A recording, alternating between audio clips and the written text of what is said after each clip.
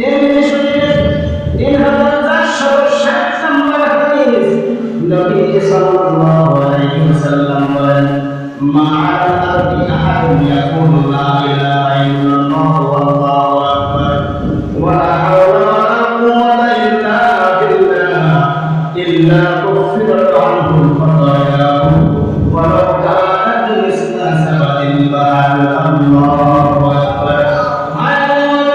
নবী সাল্লাল্লাহু আলাইহি ওয়াসাল্লাম বলেন দুনিয়ার মানুষেরা যখন কোন বান্দা লা ইলাহা ইল্লাল্লাহ ওয়াল্লাহু আকবার ওয়া লা হাওলা ওয়া লা কুওয়াতা ইল্লা বিল্লাহ বলে কয় সেকেন্ড সময় লাগবে?